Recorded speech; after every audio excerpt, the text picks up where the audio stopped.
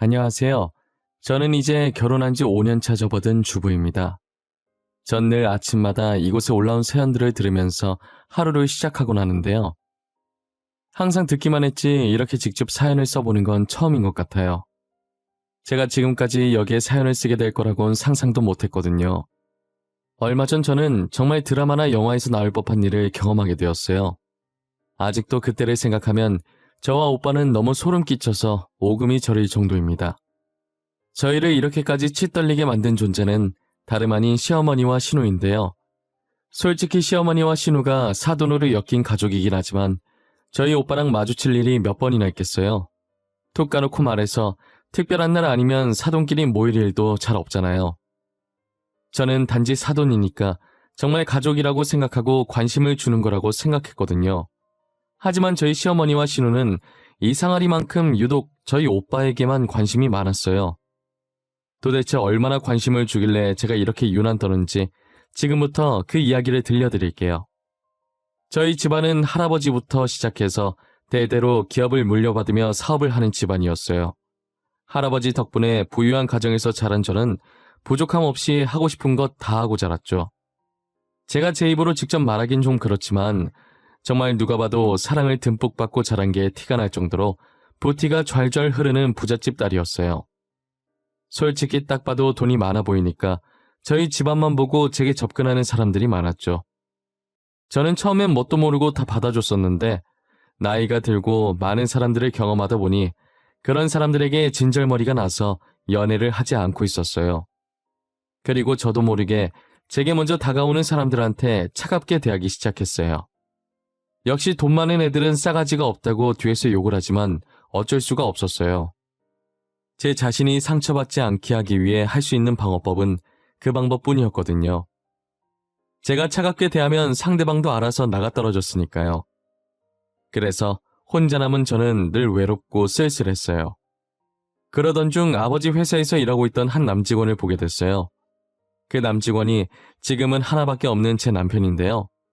떠들고 있는 직원들 사이에서 혼자 묵묵히 일하는 모습이 너무 멋있어 보이더라고요. 아버지 회사에 가는 날이면 저도 모르게 남편 부서 쪽으로 눈이 갔었어요. 그리고 회사에 갈 이유가 없는데도 계속 아버지 회사에 가고 싶다는 생각을 하면서 깨닫게 됐죠. 제가 남편에게 호감이 생겼다는 것을요. 저는 가지고 싶은 게 있으면 무조건 가져야 하는 성격이기 때문에 관심이 생겼다는 걸 직감했을 때 망설임 없이 바로 직진했죠.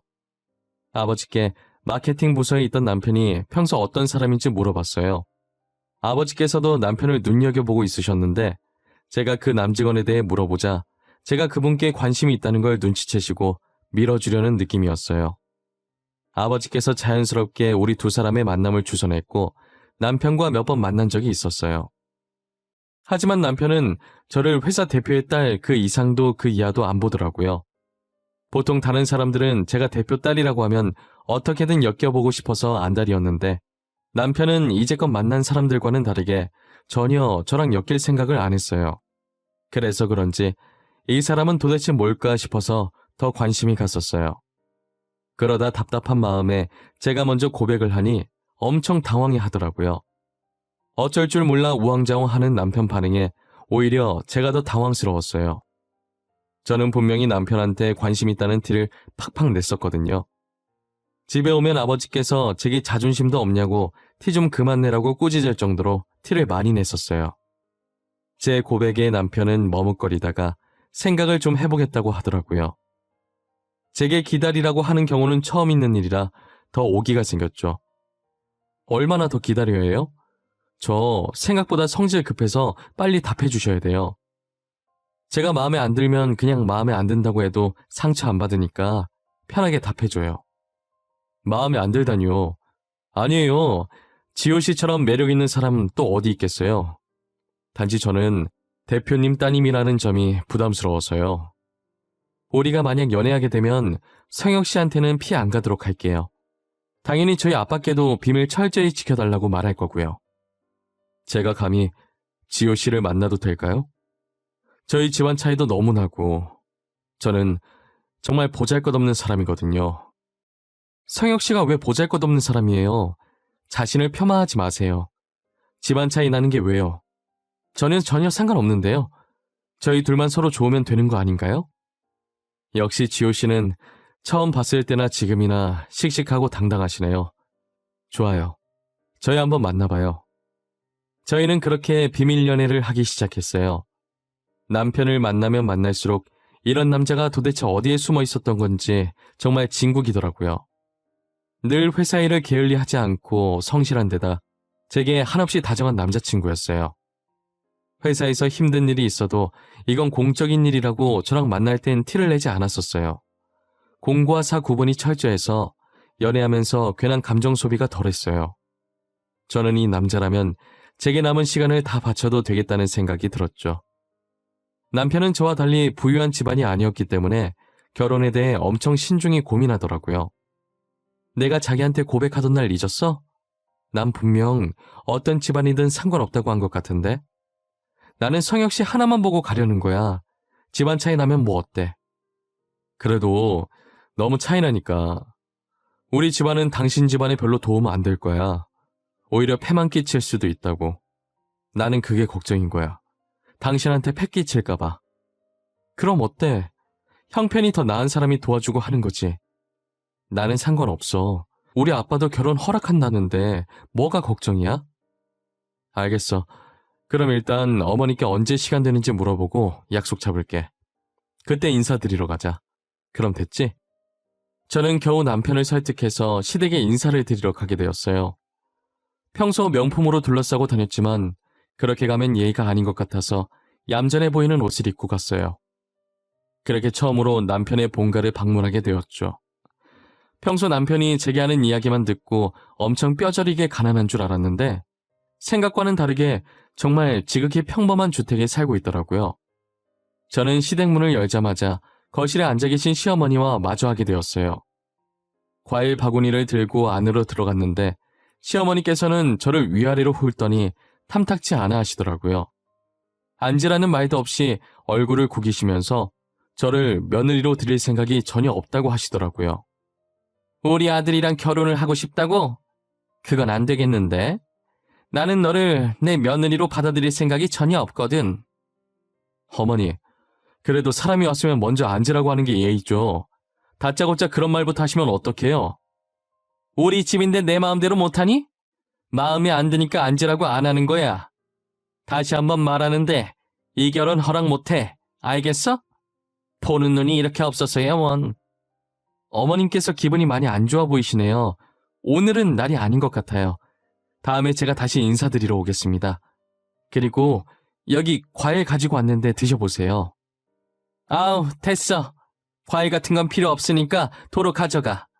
가져가서 너나 많이 먹어. 잘 가고 배웅원 안 하마. 들고 온 과일 바구니 다시 가져가라고 하시면서 남편과의 결혼을 허락해 주시지 않으셨어요. 저는 시어머니 성격이 보통이 아니라는 걸 처음 본 순간부터 느낄 수 있었어요. 처음 방문했던 날과는 비슷한 듯 다른 차림으로 한우 세트를 준비해서 다시 방문했어요. 크게 달라진 게 없었는데 두 번째 방문하던 날은 처음과 확연히 다르게 엄청 환대해 주시더라고요. 어머, 우리 새아가 왔니? 그날은 내가 너무 쌀쌀맞게 했지? 하도 주변에서 처음부터 반기면 나중에 며느리가 심히 무시한다고 하길래 그랬지 뭐야. 내가 미안해. 아니에요. 그러실 수도 있죠. 저도 주변에서 부추기면 괜히 그렇게 해야 할 것 같고 그래요.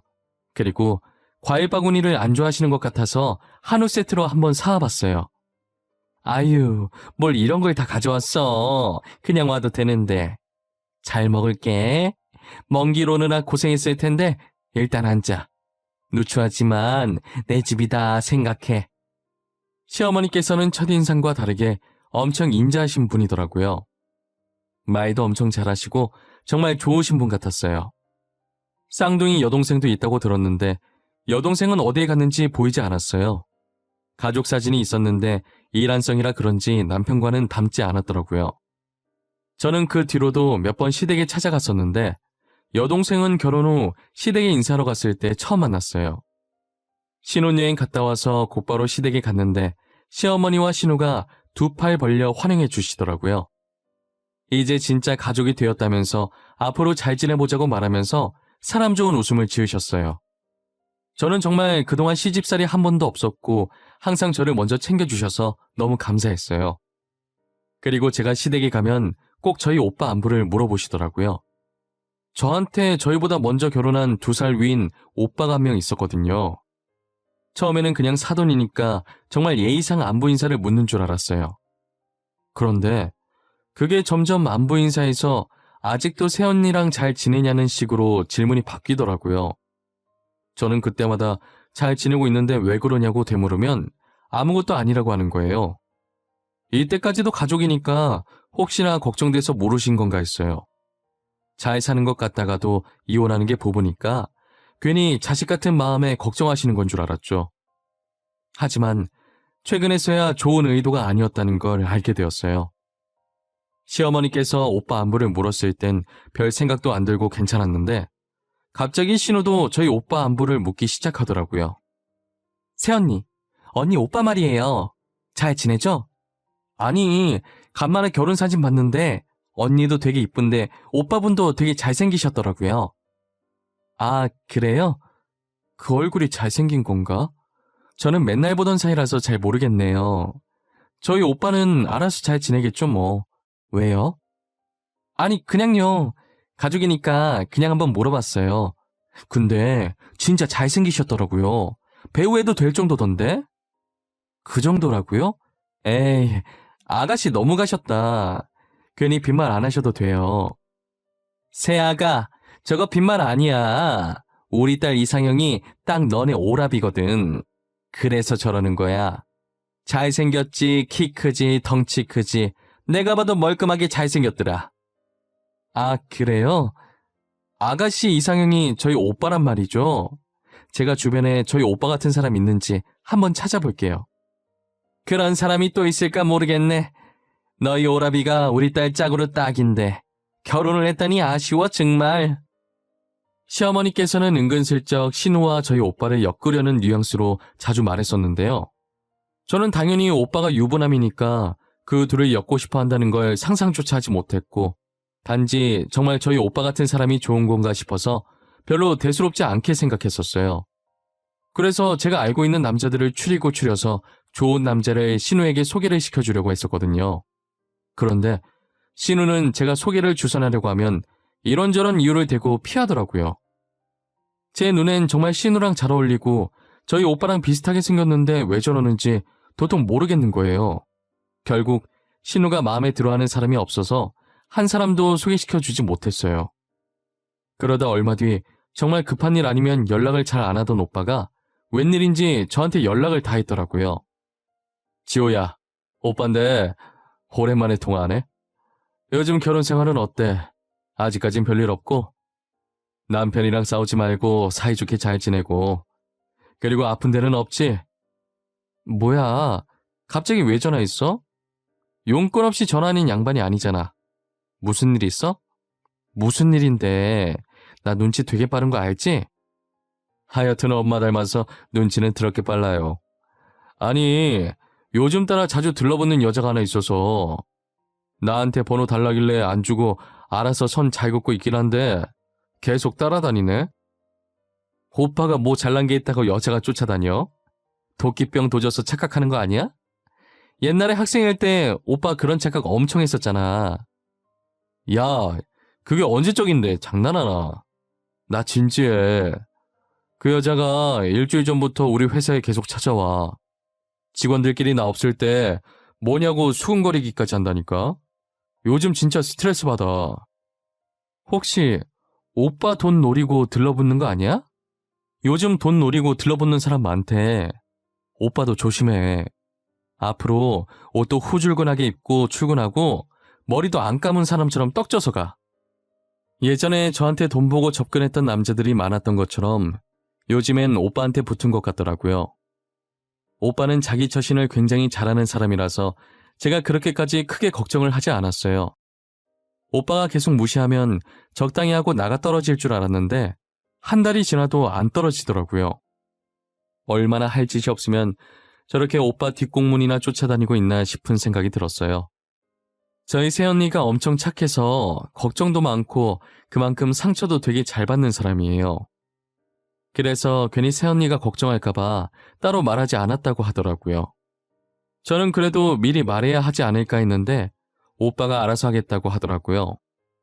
그런데 얼마 후 결국엔 우려했던 일이 터지고야 말았어요. 새언니가 숨 넘어갈 듯 울면서 저한테 전화를 한 거예요. 전화로는 도저히 안 될 것 같아서 근처 카페에서 만나자고 했어요. 아가씨, 저 이제 어떻게 해요? 오빠가 저한테 질렸나 봐요. 이제 저를 싫어하나 봐요. 진짜 어떡해요? 언니, 그게 무슨 소리예요? 오빠가 언니를 왜 싫어해요?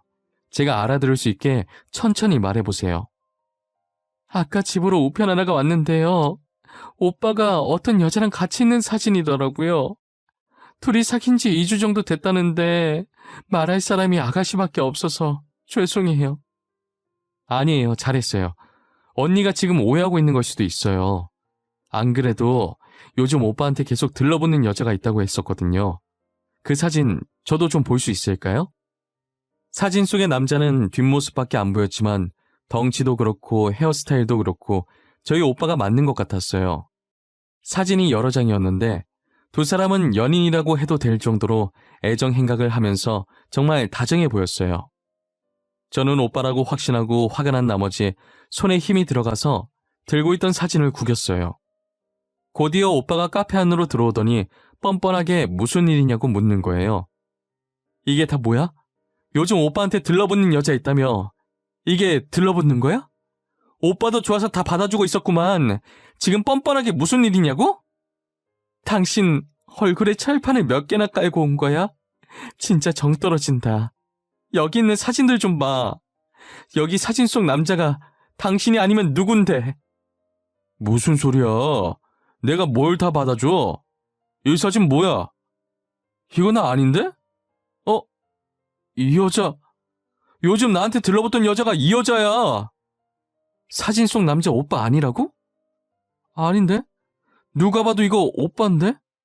뒤태도 비슷하고 머리 스타일도 똑같잖아. 나 아니야. 옷색 봐. 파란색이잖아. 나 파란색 안 좋아하는 거 알잖아.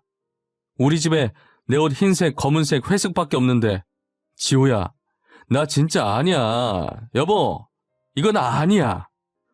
사진을 자세히 보니 정말 오빠가 죽어도 안 입는 파란색 옷이더라고요. 도대체 지금 이게 무슨 상황인가 사태 파악을 하기 시작했어요. 그러다 갑자기 이건 분명 누군가가 일부러 꾸민 일이라는 생각이 드는 거예요. 전에 오빠가 회사로 계속 찾아온다는 얘기를 듣고 제가 현장을 덮치기로 했어요. 회사 안에 있던 카페에서 커피를 마시며 창밖만 응시하고 있었는데 얼마 뒤 사진 속 여자와 비슷한 느낌이 나는 여자가 회사 앞에 서 있더라고요. 여자의 촉이 굉장히 무서운 법이잖아요. 저는 오빠한테 요즘 들러붙는다는 여자가 저 사람이라는 느낌이 확 들어서 다가갔어요. 제가 여자를 부르자 제 부름에 여자는 뒤돌아서 저를 몇 초 정도 멀뚱멀뚱 쳐다보다가 갑자기 표정이 확 굳어져서는 도망가더라고요. 저는 놓칠까봐 곧바로 뒤쫓아가서 여자의 목덜미를 잡았어요. 여자는 잡히자마자 자기는 돈 받고 시키는 대로 한 죄밖에 없었다고 비는 거예요. 죄송해요. 진짜 죄송해요. 저는 부탁받은 일 성공하면 돈 준다고 하길래 시키는 대로 한 죄밖에 없었어요. 정말 죄송해요. 부탁받은 일이 뭔데요? 당신한테 누가 뭘 부탁한 건데요? 하나도 빠짐없이 다 말하세요. 아니면 스토킹이랑 허위사실 유포죄로 고소할 테니까.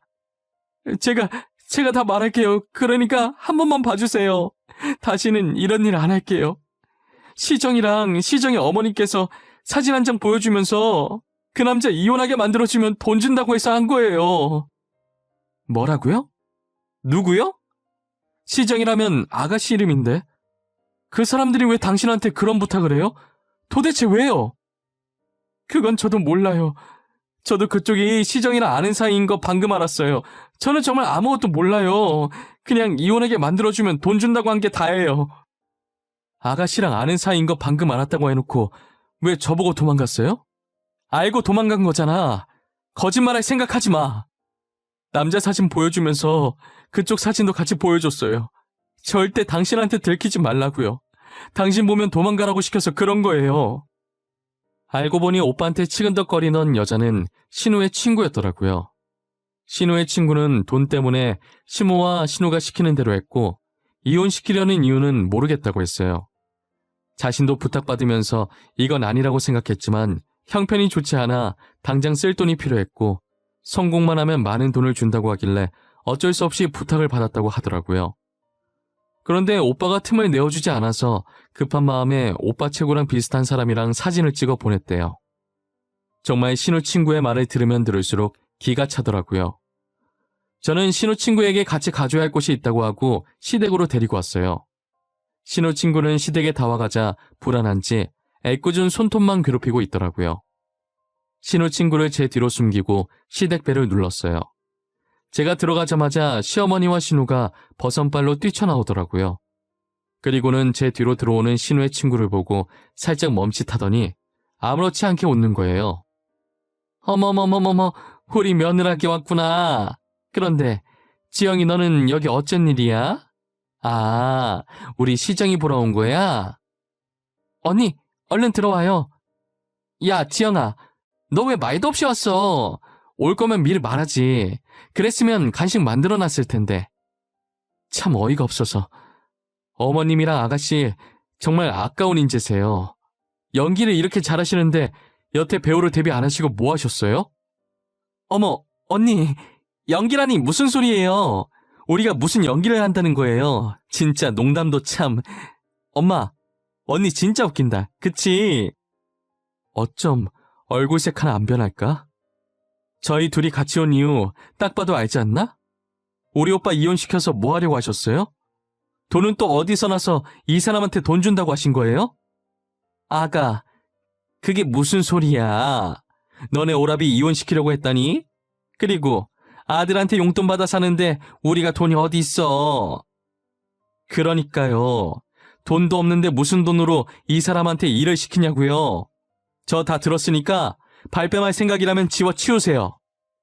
제가 다 알고 있다고 단호하게 말하자 점점 얼굴이 창백해지더니 사실을 실토하기 시작하더라고요. 이야기를 시작하는데 저와 남편이 처음 결혼 허락받으러 간 날부터 거슬러 올라가더라고요. 못 산다는 열등감으로 똘똘 뭉쳐서 자식이 결혼 잘하면 자식 덕을 좀 보려고 했었나 봐요. 그런데 처음에 수수하게 입고 갔던 제 옷차림을 보고 평범한 집안인 줄 알고 반대를 했었대요. 그러다 우연히 남편한테 도시락을 가져다 주러 가면서 회사에 방문한 저를 발견하게 됐고 그때 제가 남편 회사 대표의 딸이라는 걸 알게 돼서 두 번째 만남 때 허락을 하신 거였대요. 그리고 결혼식 때 참석했던 저희 친오빠를 보고 신우 남편감으로 눈독을 들이신 거예요. 유부남이어도 어떻게든 이혼시키면 그만이라는 생각을 했다고 하더라고요. 신우는 제 결혼식 때 안 왔었는데 결혼 사진에 찍힌 오빠를 보고 시어머니랑 같은 생각을 했다고 했고요. 그래서 둘이서 짜고 새언니랑 오빠를 이혼하게 만들려고 했고 이혼만 하면 신우가 어떻게든 저희 오빠를 꼬셔서 결혼하려고 했다네요. 이게 무슨 막장 드라마 대본도 아니고 정말 어이가 없었어요. 그럼 신우의 친구한테 주기로 한 돈은 뭐냐고 했더니 신우가 저희 오빠와 결혼만 하면 그 돈은 쉽게 해결할 수 있으니 성공하면 준다고 했다더라고요. 제가 이런 어처구니 없는 얘기를 듣고 앉아 있으려니 제 시간이 너무 아깝더라고요. 이런 집안이랑 더 이상 엮이고 싶지 않으니 남편이랑 이혼하겠다고 하고 시댁에서 나왔어요. 저는 시댁에 갔을 때 입구에서부터 휴대폰으로 녹음을 하고 있었어요. 이 녹음본을 남편에게 들려주면서 더 이상 이런 집안에 있고 싶지 않다고 이혼하자고 했어요. 나 더 이상은 이 집안 사람들이랑 못 살아. 당신은 몰랐다고 쳐도 이 집안 사람이잖아. 질질 끌지 말고 깔끔하게 합의 이혼하자. 위자료는 달라고 안 할게. 여보, 내가 그 집이랑 연을 끊을게. 나랑 이혼하려는 이유가 단지 내가 그 집안 사람이라서요? 그럼 다시 생각해봐. 나 그 집이랑 피 한 방울 안 섞인 남남이니까. 어? 남남이라니 그게 무슨 말이야? 당신 어머니 아니야? 나 그럼 이제껏 누구한테 어머님이라고 하고 다닌 거야? 알고 보니 남편은 시댁 식구와 피 한 방울 안 섞인 입양아였더라고요. 시어머니께서 시집살이 피하려고 남편을 입양해서 자신의 딸과 쌍둥이라고 속였다고 하더라고요. 그래서 할머니와 시아버지께서 자리를 비우시면 몰래 남편을 괴롭히다가 이젠 두 분 다 돌아가시고 시어머니 혼자 남게 되자 대놓고 남편을 못 살게 굴었다고 하더라고요. 지금까지 신우랑 저희 오빠를 왜 못 엮어서 안달이었나 했는데 이제야 이해가 가는 거예요. 친자식이 아닌 남편이랑은 언제든 연이 끊길 수 있으니 신우를 저희 집안과 엮으려고 했던 것 같았어요. 심지어 장남이라 아버지 회사를 당연히 오빠가 물려받게 될 테니 사모님 소리 듣고 싶었던 거죠. 그렇게 시어머니와 신우는 호시탐탐 저희 집안 재산을 탐내고 있었던 거예요. 저는 시댁 식구, 아니 이제는 저와 아무 관련도 없는 저 두 사람이 괘씸하다 못해 증오감이 들었어요.